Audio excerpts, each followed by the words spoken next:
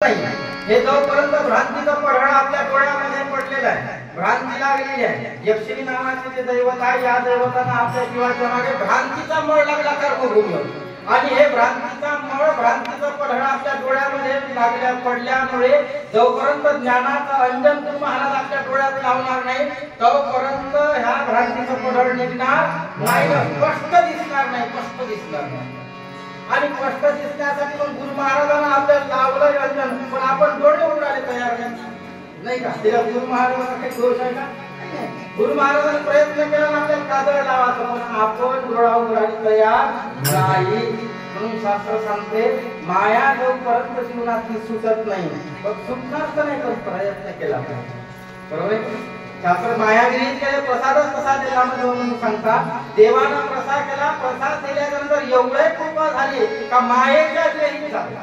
माया जवळ जीवनात आली नाही, त्याच्या आदित्य होऊन गेलो मी मायेच्या. आणि जोपर्यंत चार प्रकारचा मळ धुणार नाही आपण, तोपर्यंत आपण ईश्वरापर्यंत जाणार नाही, तोपर्यंत नाही जाणार. आणि त्याच्यासाठी अखंड नामस्मरण सांगितलेलं आहे. प्रत्येकाचा नाम मोक्ष पदाचा दाता, तो भजावा सर्वता, लागावा आनंद पंत हा जीवाचा धर्म. जो मोक्षाधिकारी जाणार, जो भजे आनंद राहणार, नामावरी दयाची वासना तो जीवाची मोक्ष.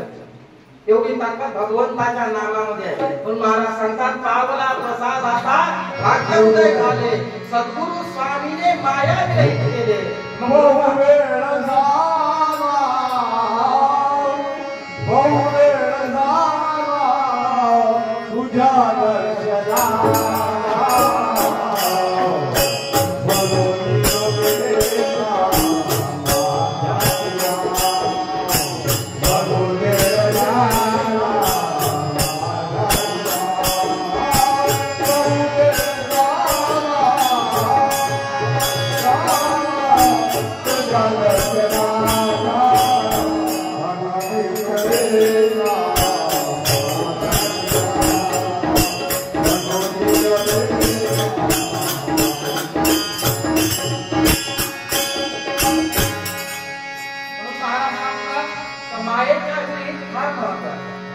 जीवनामध्ये आपण त्याच्यावर प्रेम करतो, ते प्रेम केल्याच्या नंतर शेवटपर्यंत नसते.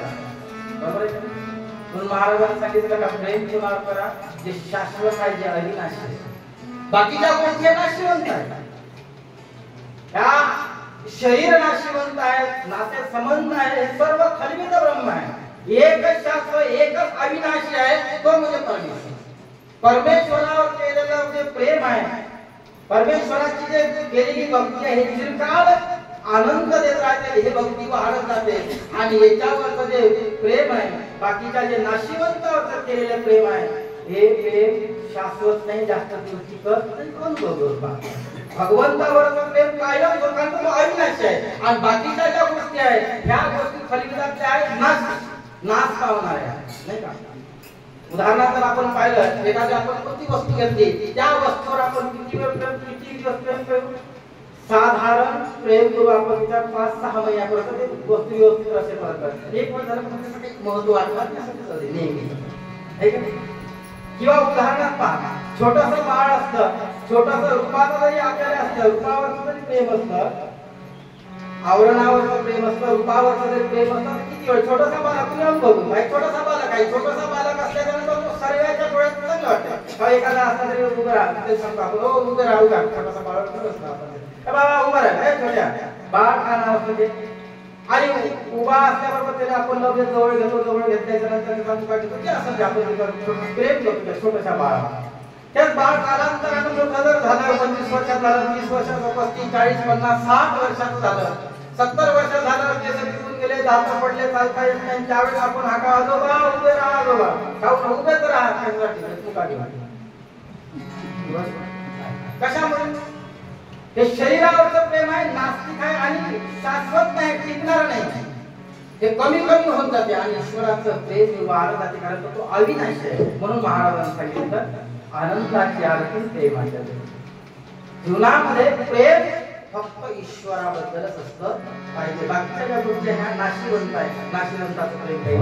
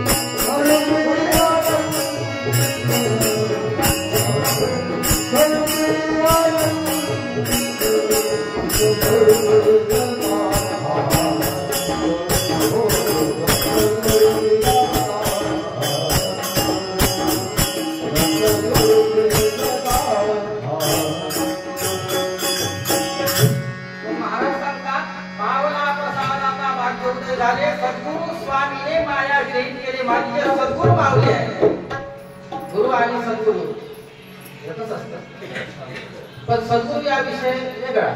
स म्हणजे सत्य, क म्हणजे तत्व, रु म्हणजे मुक्त, रु म्हणजे रूपातून प्रकट करणारा सत्य आणि गुरु हा मंत्र देणारा जवळपास सारखा असतो. या विषयावर नाही करू आपण.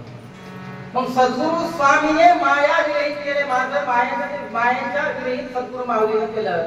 मधुमुनी पहिले याच्यात सांगतात. म्हणजे काय प्रश्न विचारला का प्रसाद दिला तुम्ही म्हणता पावला प्रसाद आता भाग्यवंत झाले. प्रसाद दिला गुरु महाराजांना. सद्गुरु स्वामीने माया विरहित केलं. पण नेमकं प्रसादात काय झालं?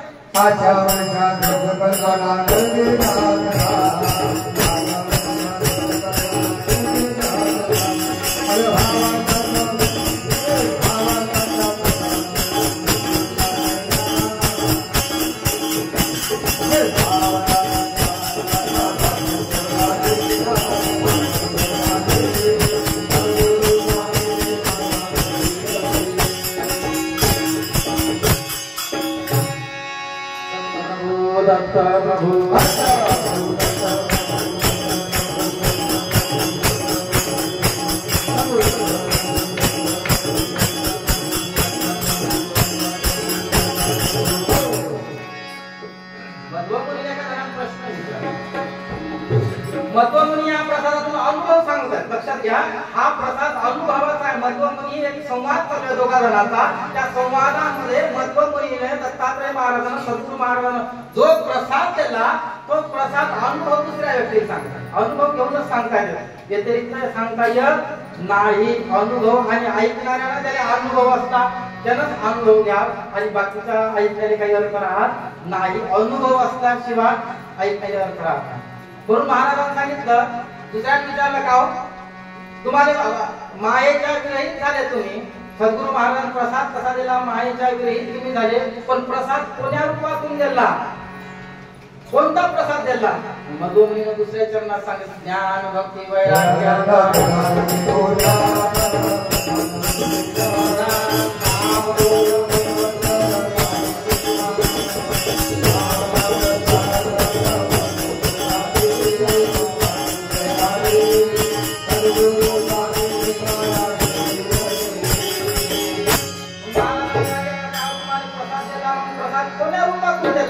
तुम्हाला प्रसाद लाह्या पोह्याचा दिला का? साखरेचा दिला का? नारळाचा दिला का? भात वर्षाचा दिला का? इतर कोण्या गोष्टीचा गुंडा जिलेबी बाकीचं काय दिला? त्या सगळं हे नाही दिला.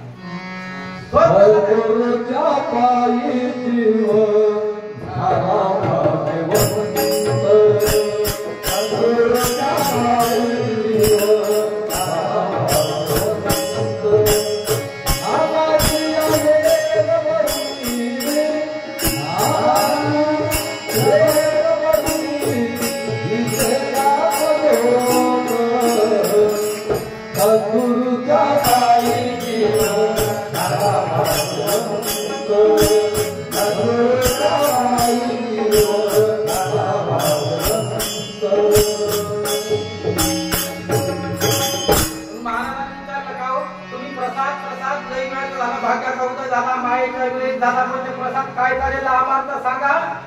ते प्रसाद आम्ही घेऊन आम्ही मायेच्या विरहित होऊन जाऊ. आमच्या भाग्याचा उदय होईल ना. प्रसाद तर सांगा काय झालेला? नेमकं लाह्याचा दिला, पोह्याचा दिला, काय दिला? मधुमुनीने सांगितले लाह्या पोह्याचा नाही, निर्गुणातला देव होय आमचा. लाह्या पोह्याचा तर चालतेच आहे. हा प्रसाद तर भेटत, याच्याबद्दल वादच नाही. आता आपण हे कीर्तन झाल्यावर आपल्याला प्रसाद चालू आहे, काही काळजी करू नका. व्यवस्थित प्रसाद बरोबर आपण सोडू. हा प्रसाद तर त्यांनी सांगितलं आमचे गुरु महाराज तुमचे निरालंब सृष्टीचे आणि निरालंब सृष्टीचे असणारे गुरु महाराज आमच्यासाठी आले. तिने केली दया जाणविले रायण पाठविले बंधुजन. आला हो आला गुरु राज माझा आला हाती घेऊन बोधाचा भाला मग लागी धावत आला सारंगी सुरंगी सडे तत्वाचा मारुळे अष्ट धावत सेवक पुढे मग लागी धावत आला. आला हो आला गुरु राज माझा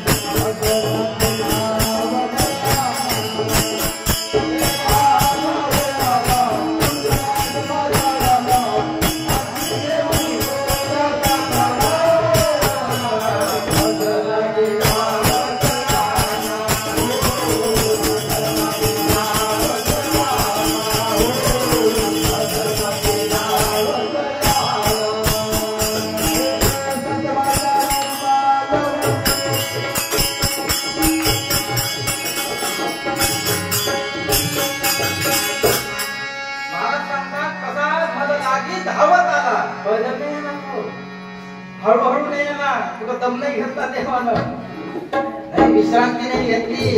ज्यावेळेस या जीवाची करुणा ऐकली धावा ऐकला विनंती ऐकली आरती ऐकली गजर ऐकला त्यावेळेस देव धावत निघाला. निरालंब सृष्टीकडून थांबला नाही. देव उल्लेख नाही आला थांबा नाही का.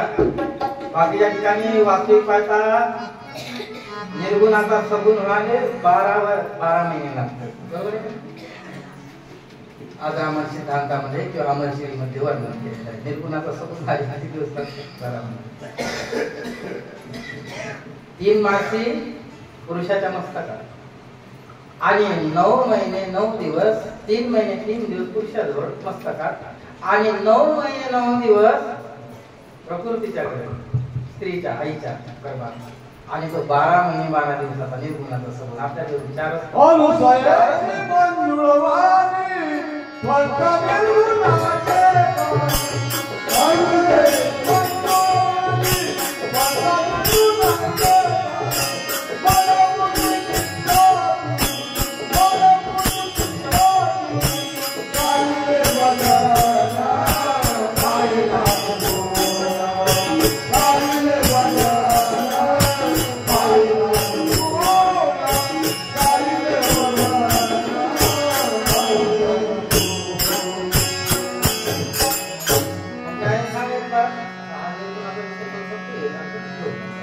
आणि त्यावेळेस देव धावत आले. आल्याच्या नंतर कोणता प्रसाद आणला भक्तासाठी काय आणलं. गुरु महाराजांना ज्ञान भक्ती वैराग्य संगे घेऊन आले. अवधूता काय आणलं तर ज्ञान आणलं भक्ती आली आणि वैराग्य आणलं देवाने. आणि हा प्रसाद भक्ताने वाटून द्या थोडीमध्ये प्रसाद गुरु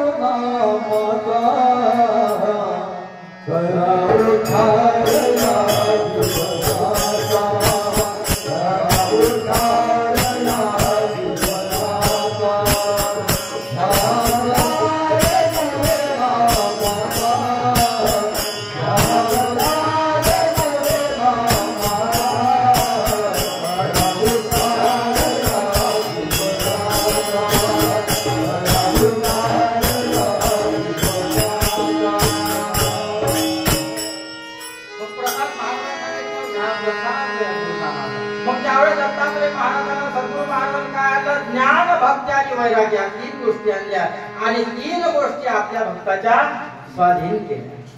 आणि 3 गोष्टी भक्ताच्या स्वाधीन केल्याच्या नंतर हे त्याच्या अनुभवात ज्ञान भक्ती वैराग्याचा प्रसाद देऊन काम क्रोध मद मत्सर काढले दुश्मन. याच्या दुश्मन सांगितलेले आहे काम क्रोध आणि दुश्मन जरी असते तर आपण हृदयात ठेवलं दुश्मन आहे का नाही. चित्तात ठेवलं ना हृदयात ठेवलं आपण काम क्रोध मन मत्सर हे विकार कुठं भरलेले आपल्या हृदयात भरलेले. मग महाराजांना ज्ञान भक्ती आणि वैराग्य ज्ञान कोणतं सांगितलं. ज्ञानाचे 2 प्रकार सांगितले. एक परज्ञान एक आवर मंत्र. आवरबंद जे ज्ञान आहे ह्या दैवतेचं ज्ञान आहे आणि परत ज्ञान म्हणजे परेच्या पलीकडलं वैखरी मध्यमा पश्चंती आणि परा परेच्या पलीकडलं जे ज्ञान आहे हे केवळ असणारं फक्त संप्रदायातच आहे, इतर ठिकाणी नाही.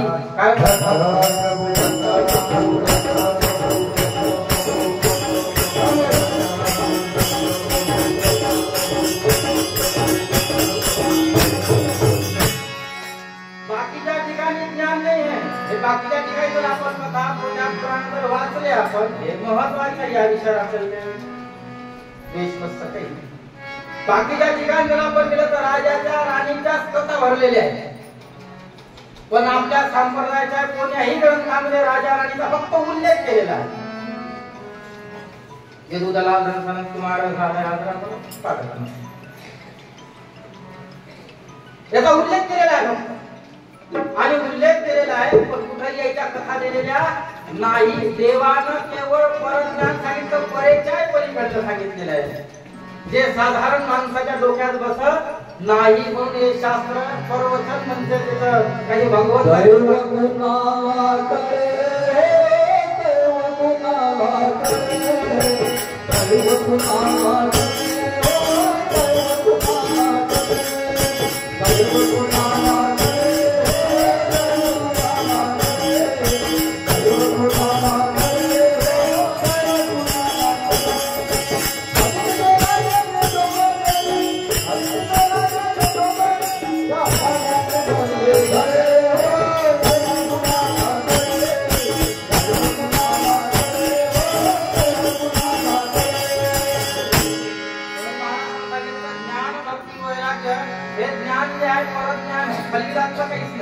बाकीचे शास्त्र ऋषीमुनीने लिहिलेले आहे, पण आपले शास्त्र ऋषीमुनीने लिहिले नाही. स्वतः दत्तात्रय महाराज समोर बसून यज्ञवल्क्य ऋषीला सांगितलेलं ज्ञान आहे, अर्वक राजाला सांगितलेलं ज्ञान आहे, दलाल राजाला सांगितलेलं ज्ञान आहे. समोर समोरासमोर नाही का. आपण जर आनंद गीता वाचली, आनंद गीतेमध्ये विजयाचल पर्वतमाळारी दलाल तपस्या करी मोक्षदाता भेटाय अंतरी इच्छा करत असे, नामस्मरण करता भेटला तो स्वामी मोक्षदाता आला, चाऊ पदार्थाचा ज्ञान निरोपिता झाला.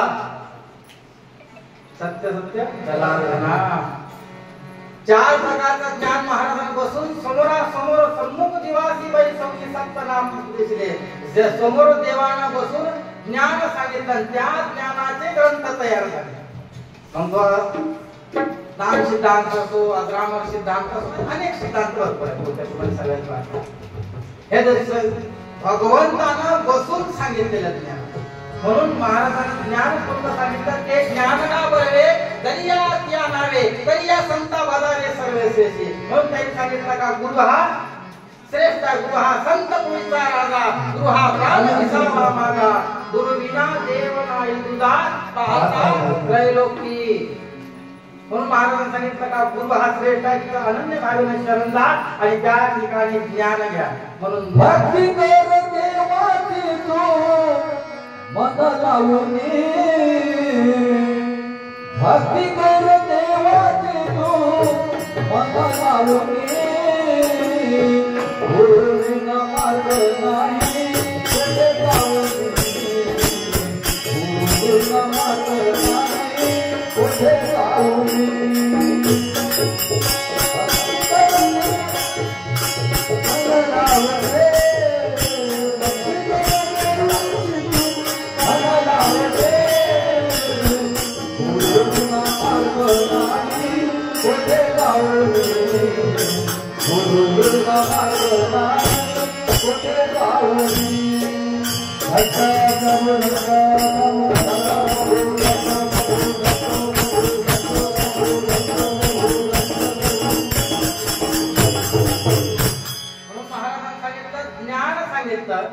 ज्ञान कोणतं सांगितलं, परज्ञान सांगितलं, जेणेकरून जीवाची सोडवण झाली पाहिजे.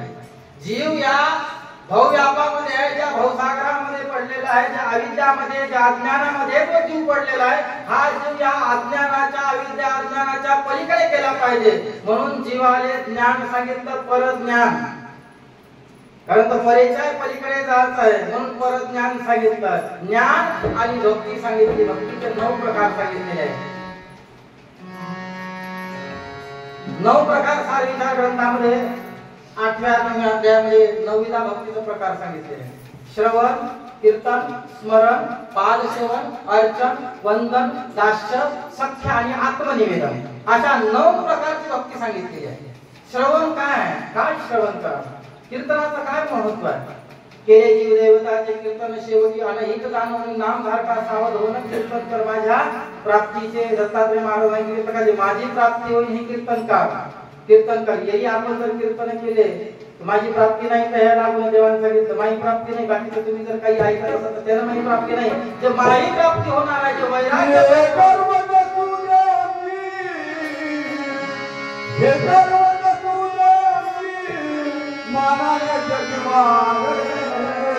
धीरे धीरे देवा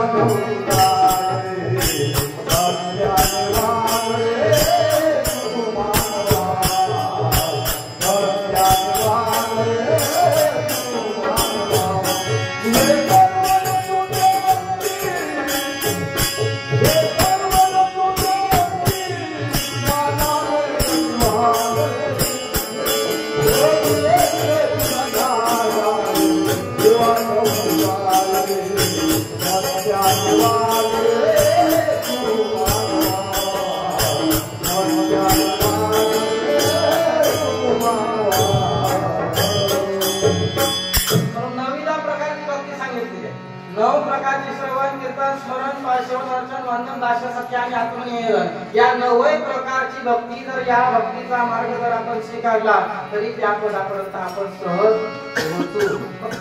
अंतःकरणातून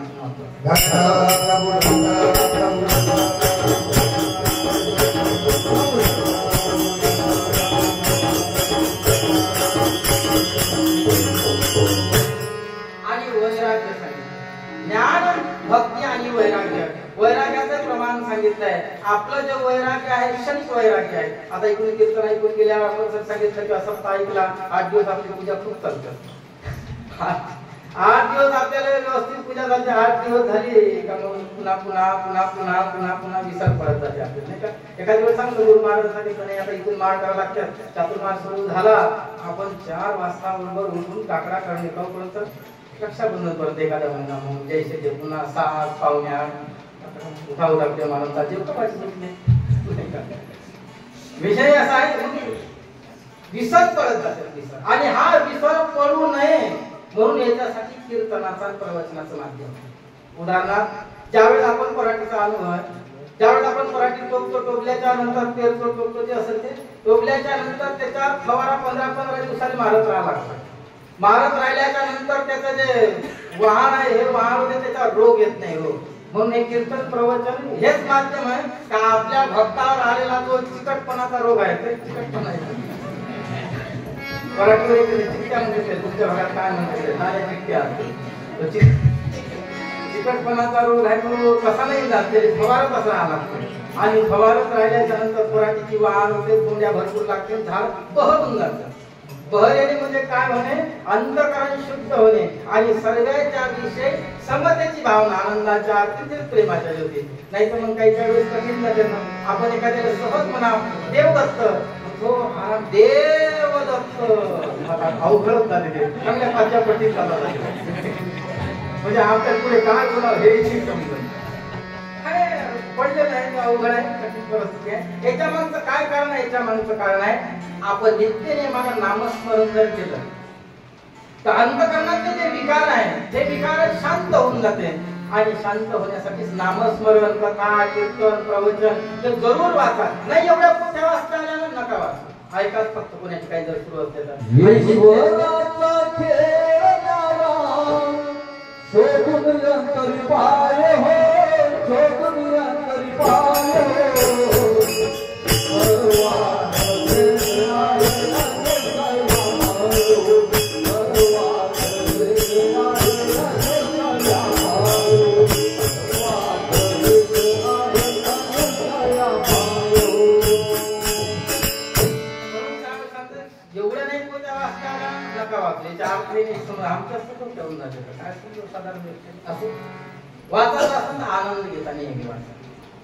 आनंद गीतेमध्ये सर्व सांगितलं, सर्व सांगितलेलं आहे.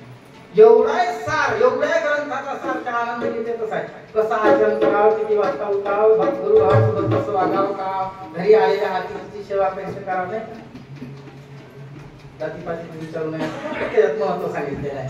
नामस्मरण कसं करावं, कोण्या प्रहरात केलेलं नामस्मरण किती फळ, गोष्ट प्रहरी करी स्मरण कदापि न होय अनुमान, तो मेले मोक्ष पदाला गुण सत्य सत्य वचन झाला.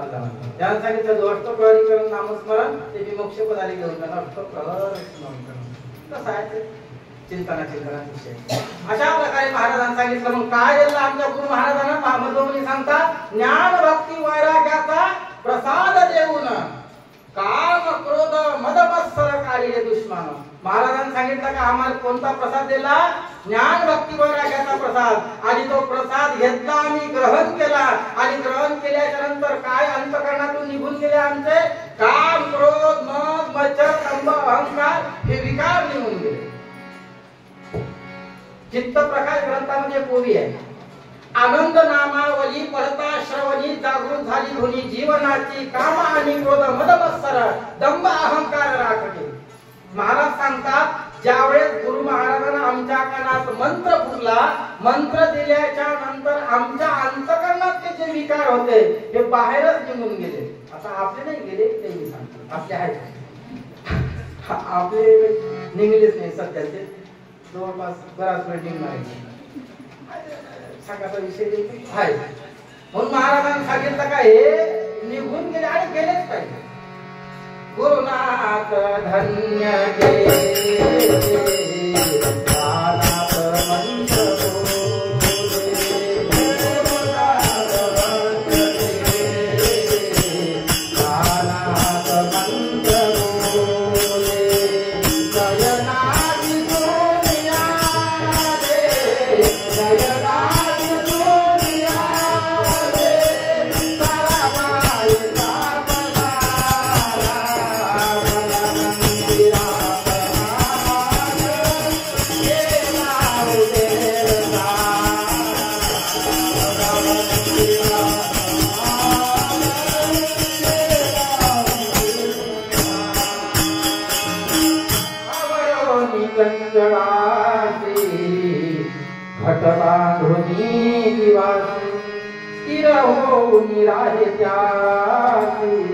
लाविला से दिव्य धारण केला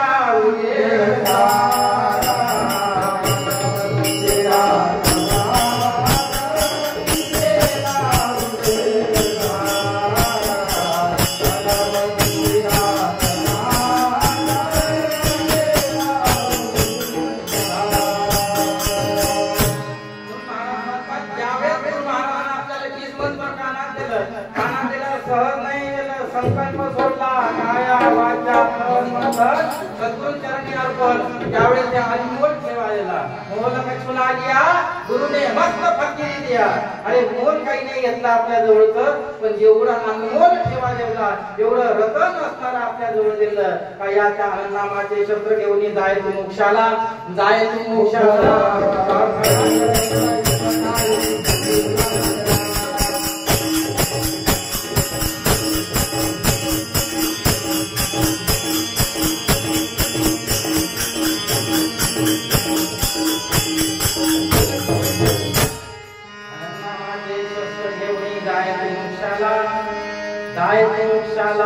मध्ये अडथळा शरण येणार नाही तुला. कोणतं शस्त्र घेऊन जा? नामात्म शस्त्र. नामात्म शस्त्र त्याच्या हाती आहे. त्याच्या जीवनामध्ये कोणताही विकार आला येणार नाही. महाराज सांगितलं, ज्ञान भक्ती वैराग्याचा प्रसाद देऊन ठेवून या प्रसाद जो घेतला आणि घेतल्याच्या नंतर अनुभव कोणता आला? काम क्रोध मद मत्सर दंभ अहंकार हे विकार निघून गेले अंतःकरणामध्ये. हे गोष्ट लक्षात ठेवा. जीवनामध्ये देव एवढा सोपा आहे आणि देव एवढा कठीण आहे जगातलं काहीच नाही. बरोबर आहे? देव एवढा अणुसया माहिती सत्व परीक्षा दत्तात्रय महाराज अनेक पाहिल्याच्या नंतर त्याच लावलीनं बाकीच्या नाही साध्य झाले. अरे लक्ष्मी सावित्री पार्वती सारख्या नतमस्तक झाल्या, एवढ्या महान श्रेष्ठ असणाऱ्या सांगा अणुसया माहिती ताकद. एवढे संस्कार 128 संस्काराच्या पुढे गेली होती. तपस्या 7000 वर्ष तप करून आईला भाग्य लाभलं, वांदपणाचं पारण फेरलं, नाव दत्त ठेवलं. एवढी ताकद त्या माऊलीत होती. अनुसयासारखी सती पतिव्रता दुसरी नाही जगात.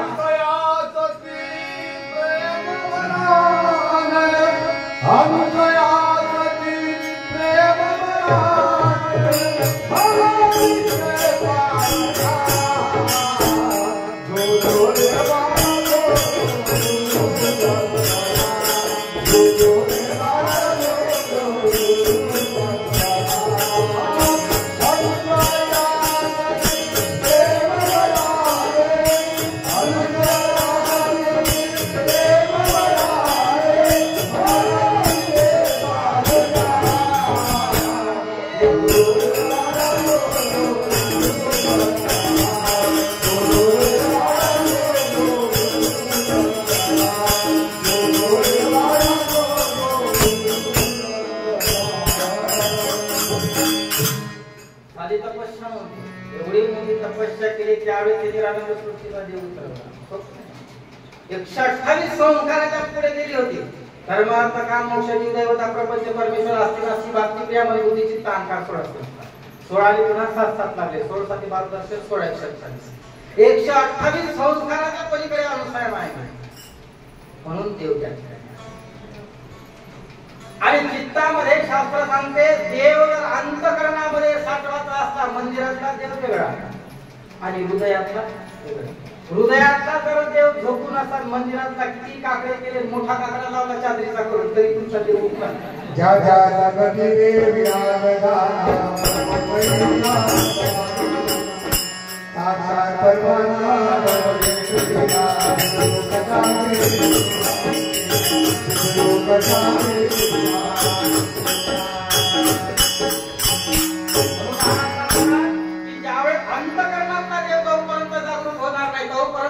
बाहेरच्या देवाले किती काकडे ओवाळले दुनिया केलं तुपाचे पिपेच्या पिपे जरी सारले तरी देव उठणार नाही. अंतःकरणातला झोप नाही बाहेरचं काय होतं बरोबर आहे.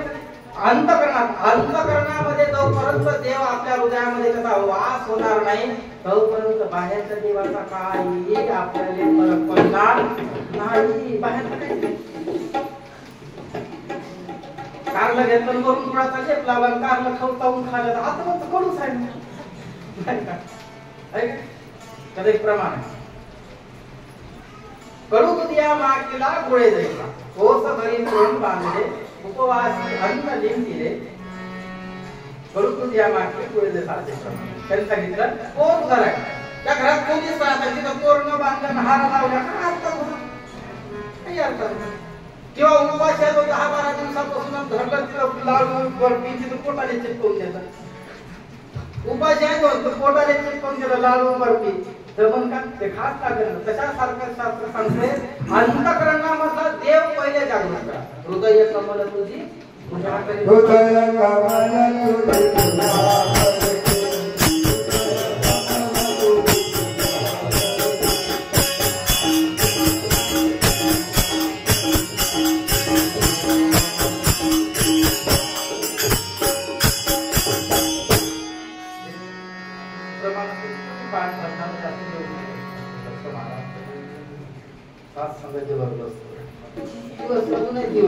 संध्याकाळपर्यंत तुम्ही बसतो 5 वाजेपर्यंत बाकी मागे उभा आहे सांभाळायचं मागे पुढे उभा आहे सांभाळायचं बरोबर सांभाळायचं व्यवस्थित प्रमाण चांगले जबरदस्त. दत्त प्रभू दत्त प्रभू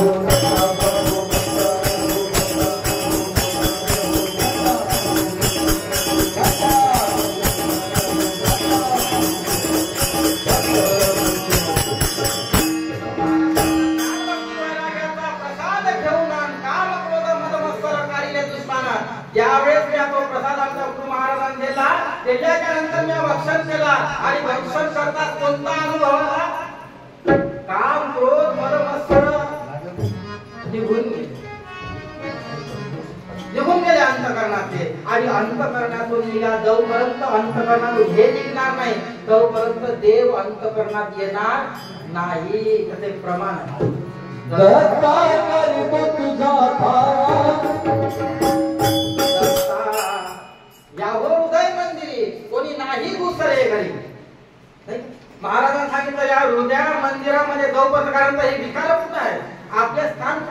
देवाचं स्थान हृदयामध्ये आणि विकाराचं स्थान सुद्धा हृदयामध्ये आहे. हृदयातून त्याची सुरुवात होते.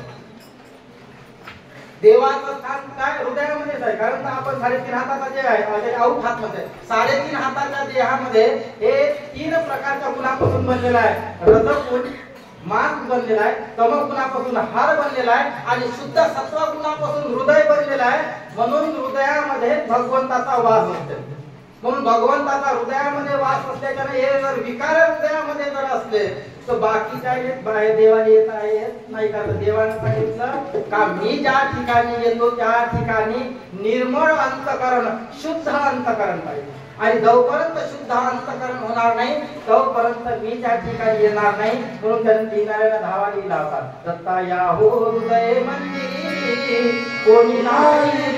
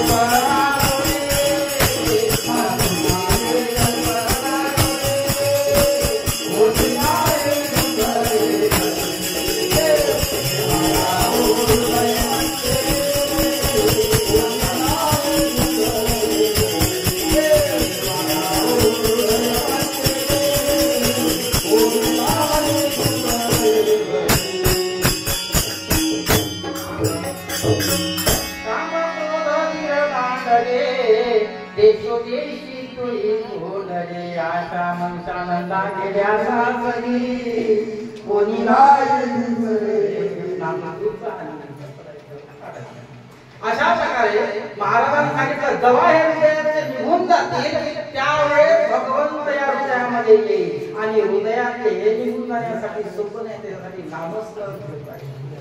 आणि देवाने सांगितलं हे जर अंतःकरणात असले तर काय होतं त्याचं प्रमाण. हे 3 जबबरी जागती लक्ष देऊ नाही का बोलू. हे 3 जबबरी जागती तवबरी निकयाची प्राप्ती हे माझे काम न ऐकती देवही म्हणे. देवाने सांगितलं ज्याच्या अंतःकरणामध्ये काम, ज्याच्या अंतःकरणामध्ये क्रोध, ज्याच्या अंतःकरणामध्ये लोभ असन त्याची माझी प्राप्ती नाही. निकयाची प्राप्ती म्हणजे काहीच प्राप्त होणार नाही. हे माझे काम न ऐकती देवही म्हणे. त्याचा उतार झाला न्याय नाही ऐकतो देवाने सांगितलं. हे 3 जबबरी जागती ज्याचा काम, क्रोध आणि लोभ रौरव जिवंत असन त्याची माहिती काही प्राप्ती होणार नाही. झाली नाही, निर्धारण झाला. देवाने स्पष्ट सांगितलं माझे काम नाही कधी देव. म्हणून हे 3 गोष्टी सांगितलेल्या आहेत. त्रिविधम नरकेद्वार मातवनाशनम काम क्रोध लोभ तस्मा यत्र त्यज्यते शास्त्र. काय ह्या 3 गोष्टीचा जर त्याग केला नाही जीवनामध्ये हे 3ही गोष्टी नरकाचे द्वार आहेत. काम, क्रोध आणि लोभ. शास्त्राने सांगितलं का ह्या 3च्या पलीकडे जोपर्यंत जीव जाणार नाही, तो साधन जाणार नाही तोपर्यंत त्याची कोणतीही गोष्ट साध्य होणार नाही. मग ह्याच्यासाठी या 3 गोष्टीचा त्याग अत्यंत महत्त्वाचा आहे. आणि या 3 गोष्टीचा त्याग झाल्याच्या नंतर भगवंताची प्राप्ती झाल्याशिवाय राहणार नाही. काम, क्रोध आणि लोभ हे आड येणार आहे, परमार्थात आड येणार आहे. काम सुद्धा शास्त्राने सांगितले हे असते. मग हे असते ते लावायचे कुठं. काम असावा भजनी, क्रोध असावा इंद्रिय दमनी आणि तीर्थ प्रसाद सेवनी लोभ फार असावा. काम नसावा परस्त्रीचा, लोभ नसावा देहाचा, मोह पुत्राचा बाधक. संपत्तीचा मोह बाधक आहे. कारण ते एक वेळचा माणसाने मोह लागल्याच्या नंतर माणूस काय करेल याचा अंदाज नाही. क्रोध माणसाने उत्पन्न केल्याच्या नंतर तो क्रोधाने किती नाश करेल. क्रोध अगणित तेज आहे. शास्त्र क्रोध अग्नीपेक्षा श्रेष्ठ आहे, तेज आहे क्रोध. लोभ एवढा आहे का तो किती पाप करेल. लोभ हा पापाचा बाप आहे. पाप तिथूनच लोभापासूनच उत्पन्न झालं पाप. आणि काम हे सुद्धा शास्त्र सांगतं. म्हणून ह्या तीन गोष्टीचा जोपर्यंत जीवनात त्याग होणार नाही तोपर्यंत देव सांगतात की माझी प्राप्ती होणार नाही. म्हणून साधकाच्या जीवनामध्ये या तीन गोष्टीचा विचार केला पाहिजे आणि या तीन गोष्टी कमी कमी करता करता नाहीशा जीवनात जर झाल्या तर याच्यासारखा साधक किंवा याची भगवंताची प्राप्ती झाल्याशिवाय राहणार नाही. दत्त प्रभू दत्त प्रभू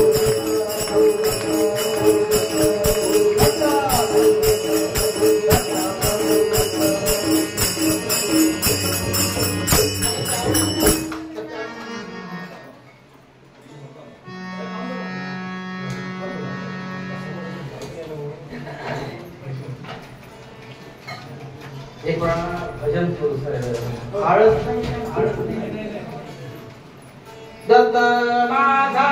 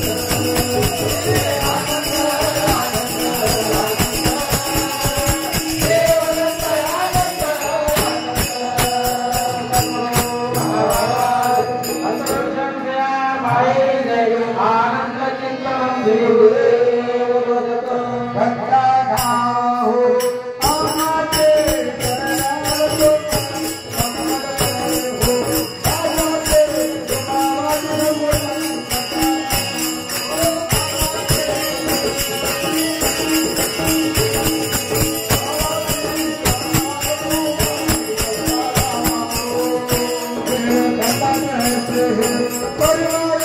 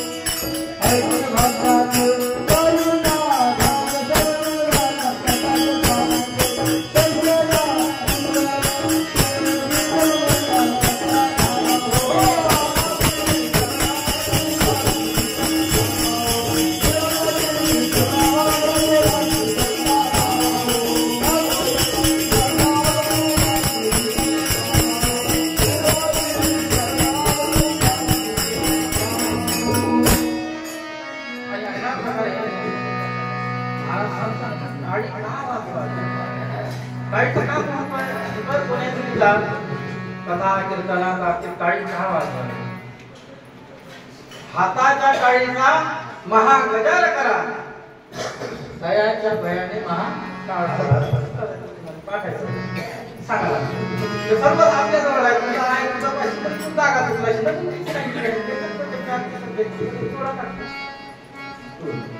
अशा प्रकारे महाराजांनी सांगितलं ज्ञान भक्ती वैराग्याचा प्रसाद देऊन काम क्रोध मद मत्सर कार्य दुश्मन महाराज सांगितलं का कोणता प्रसाद दिला ज्ञान भक्ती वैराग्याचा प्रसाद दिला आणि प्रसाद दिल्याच्या नंतर जे अंतकरणामध्ये जे तरुण बसलेले जे विकार होते काम क्रोध दंभ अहंकाराचे जे विकार होते हे विकार सर्व निघून गेले आणि ह्या निघण्यासाठी काय करायला लागणार आहे नामस्मरण करायला लागणार आहे एका जणांनी सुंदर घर बांधलं आणि घर बांधल्याच्या नंतर त्या घरामध्ये रिकामं घर आहे आपण भाडे करून देऊ म्हणून ते भाडे करून देऊ आता भाडे करून दिल्याच्या नंतर ते भाडे करून सांगितलं का आता तुम्ही निघून जा बा आता आम्हाला त्या घरात राहायला येणार आहे आमचे काही येणार आहे पाहुणे त्याच्यात आता तुम्ही निघून जा ते म्हणजे आता एवढे वर्ष आम्ही आलो तुम्ही जायला आता काय आता झालं आमच्या नावी आम्ही नावी करून घेतलं आता उघडच झाला मग कसं करा मग ते अनेक प्रकारची विनंती अर्जी करून काही जमलं नाही मग शेवटी त्यानं सांगितलं असं सहज गेले एका संताला भेटले महाराज म्हणे आमचं घर आहे आम्ही स्वतः बांधलं मेहनत एवढी केली चांगलं घर उभं केलं आम्ही आणि घर उभं केल्याच्या नंतर त्या घरात दुसरेच येऊन राहत आहे आमच्यावर देरी आम्हाला त्रास देते महाराज म्हणजे सांगा लागलं होतं समजून अनेक प्रकार समजून सांगण्याचा प्रयत्न केला पण हे बाहेर निघाले तयार नाही महाराजांनी सांगितलं काही हरकत नाही आम्हाला महाराजांना काही हरकत नाही येईल गुण केली त्याला श्रवणा आणि ठेवल्याच्या नंतर मग त्या ठिकाणी असणारे महाराज गेल्याच्या नंतर त्या एका छोट्याशा त्याच्या सांगितलं इथं जागा नाही साधू तर ठीक आहे म्हणजे आम्ही बरोबर येतो मग पुण्यात मार्ग शिरले ते त्या कानाच्या मार्ग असते ते नामस्मरण आहे सांगतो तुम्हाला दृष्टांत आणि दृष्टांताचा सिद्धांत महत्वाचा असतो आणि त्यावेळेस मग गुरु महाराज त्या ठिकाणी गेले आणि गेल्याच्या नंतर एका छोट्याशा कोरड मध्ये ते राहत आणि राहत असताना मग त्यांनी धीरे धीरे धीरे धीरे आतमध्ये प्रवेश केला आणि आतमध्ये प्रवेश केल्याच्या नंतर त्यांच्या ठिकाणी मग अखंड सप्ताह लावला अखंड दत्तनाम सप्ताह म्हणल्याच्या नंतर 7 दिवस हे म्हणजे 7 दिवस राहून निघून जाईल गोंधळी किती देवादत्ता म्हणते मग ह्याचं बाकी मग हे सुरू झालं देवादत्ता 2 दिवस झाले 4 दिवस झाले 5 दिवस झाले 6 दिवस झाले मग हे सगळं चालत नाही बाकीच्या यायचं हे देवादत्ता अखंड चालत असल्यामुळे बाकीच्या चालत असतं मग त्यावेळेस नामस्मरण 6वा दिवस झाला आज काला सण 8वा दिवस आहे म्हणजे का नाही अखंड काय आमचा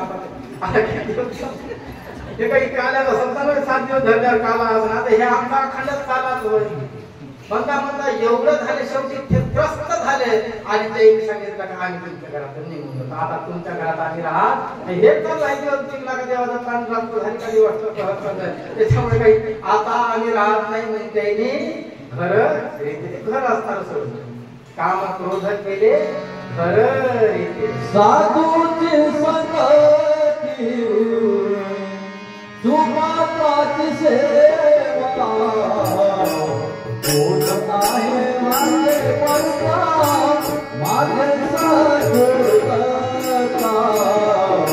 कोण आहे माझे परता माझे साधुता साधुची संगती सुमाताची सेवा कोण आहे माझे परता माझे साधुता कोण आहे माझे परता माझे साधुता अशा प्रकारे काम क्रोध केले घडले ते दास म्हणे दत्त दास म्हणे भैला दत्त काम क्रोध केले घडले या देहामध्ये जोपर्यंत नामस्मरण भरपूर नाही झाले म्हणून अष्टप्रहर सांगितलेलं आहे नामस्मरणात अष्टप्रहर जुन्या काळात चालाच्या पूजा चालाच्या आजही काही भागात सह्याद्री माऊरच्या भागात काही ठिकाणी जुनं जर नांदेडच्या भागात जर आपण गेलो तर सकाळी 5 वाजता काकडा लागतात. संध्याकाळची आपल्या घरी पूजा आहे तर सकाळी 5 वाजता काकडा लावून कलेस मांडल्या जातो. कलेस मांडल्याच्या नंतर तुम्ही 5 वाजता अखंड नामस्मरण चालू, देवादत्ता देवादत्ता देवादत्ता संध्याकाळपर्यंत. संध्याकाळी 10 वाजेपर्यंत 10 वाजता पूजा सुरू होते. पूजा झाली तर सकाळचा काकडा म्हणजे हा अष्टप्रहर सकाळी 5 वाजतापासून तर दुसऱ्या दिवसच्या 5 वाजेपर्यंत अखंड नाम ते अष्टप्रहर नाम ते दिवसांचे कधी लोकांनी तेवढा वेळ नाही राहिला.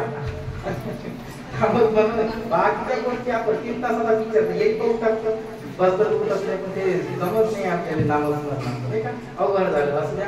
आणि अशा प्रकारे त्या अष्टप्रहर नामस्मरण जर आपण केलं तर त्यावेळेस विकाराने वेळ राहत नाही. विकार येणारच नाही ना. हे जेवढं चालू असल्यास बाकीचे काही याची गरज नाही. बाकीचे येणारच नाही.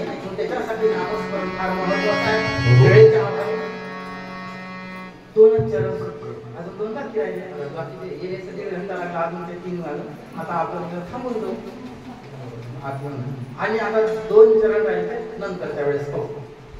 आशा मनशा कृष्ण कल्पना करती जाताना भावार्थाचा प्रसाद माझ्या सद्गुरूचा निर्गुणाचा सगुण झाला भक्ताकाराने निजनामाचे संत उघडले आता हा काय पुणे मध्वस्वामी आणि घडे आहे अंतरीची पुन्हा धराल सद्गुरु चरण पार दासा चरण राहिले ते कोणी यावेळेस आपण एखाद्या वेळेस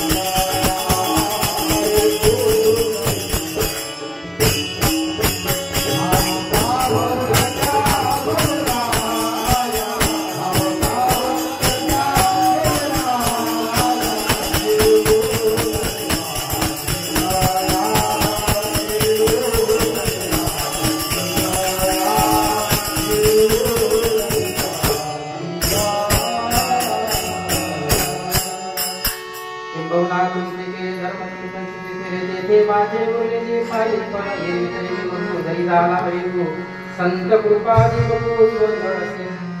बोलत असताना एखाद्या वेळेस चुकी झाली असेल जे तुम्ही 15 घ्या.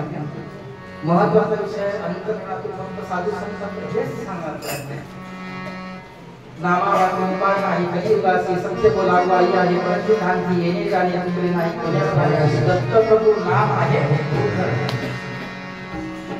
हरे नाम केवल करेव नास्तेव गतिरन्यतः शास्त्र सांगते. जीवनामध्ये किंवा या युगामध्ये कलियुगामध्ये नामा वाचून उपाय म्हणून जास्तीत जास्त नामस्मरण अन्नदान आहे करावे. जीवनामध्ये नामस्मरण आणि अन्नदान जो कोणी आपल्या वेळेवर आला तर त्यावेळेस अन्न द्यावे सर्व गोष्टी पात्र मिळणं ऐसा उल्ला जयाच्या तो परम सासू बोलीचे जो जेवण करायला आपल्या घराला वेळेवर आला जे असेल आपल्या देऊन आला प्रसन्न येणाऱ्या सोबत आनंदाने प्रेमाने बोला. कारण कलियुग आहे बिमारी खूप वाढ आहे तेव्हा देव आपण बोलतो काही खरं नाही त्याच्यामध्ये जेवढं सर्व प्रेमाने वागा प्रेम हाच ईश्वर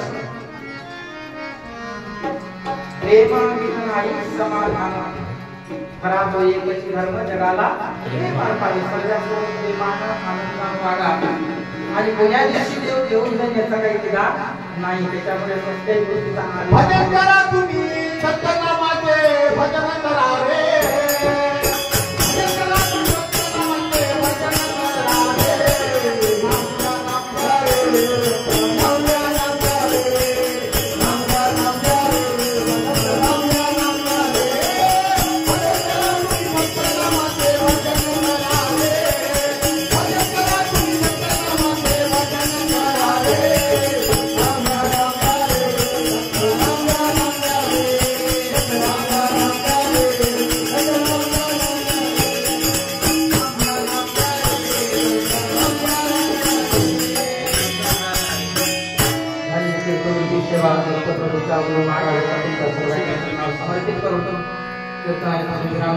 सत्संगत भजन मंडळ सर्वांच्या आनंदाची लाभली महाराजांवरील साथी सर्वांनी साथ करणारे पुन्हा युट्यूब चॅनलला पुन्हा धन्यवाद देतो या माध्यमातून अनेक सद्भक्तांच्या युट्यूब चॅनलच्या माध्यमातून सुंदर प्रवचनाचा कार्यक्रम कीर्तनाचा कार्यक्रम सर्व कार्यक्रम सर्वांनी ऐकायचे आणि निमित्तानं प्रत्येकाचे अनेक महाराजांचे सुंदर सुंदर कीर्तन प्रवचन या युट्यूब चॅनलला अकोला यांचा सुद्धा युट्यूब चॅनल खूप सुंदर आहे आणि त्याच्यावर अनेक महापुरुषांच्या सुंदर सुंदर पद आहेत त्यांचे सुद्धा युट्यूब चॅनल सुंदर सुंदर कीर्तनाचे पद प्रवचन अनेक अनेक प्रकार आहेत सर्वांनी मध्ये श्रवण करा इतरांना सुद्धा सांगा आणि नामस्मरणावर भक्ती भर द्या आणि जय जय आनंद सद्गुरु नाम घ्या नाम घ्या नाम घ्या नाम घ्या नाम घ्या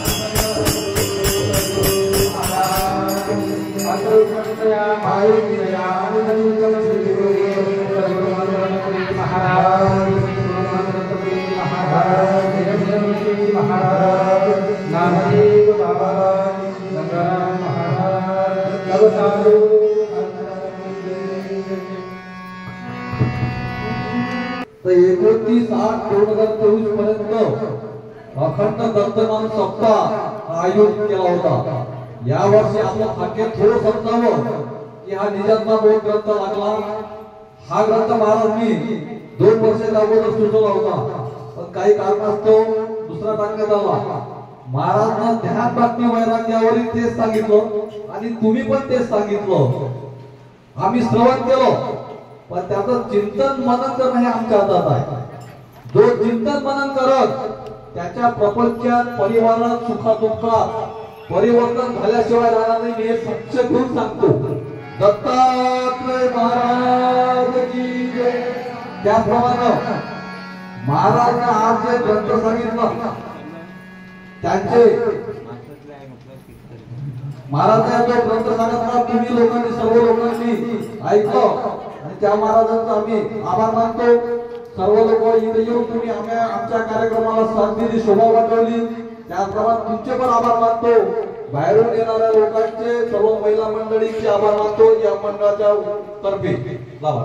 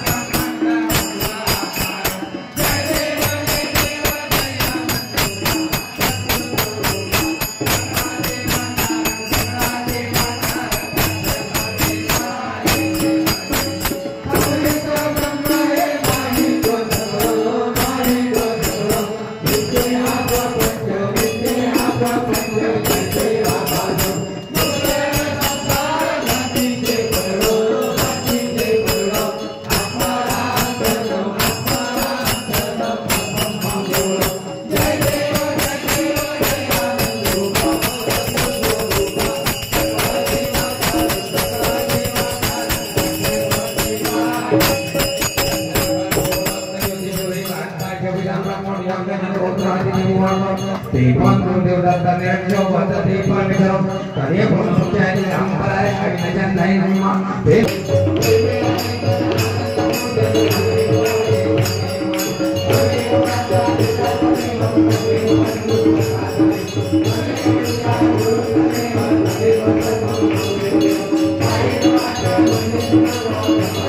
you.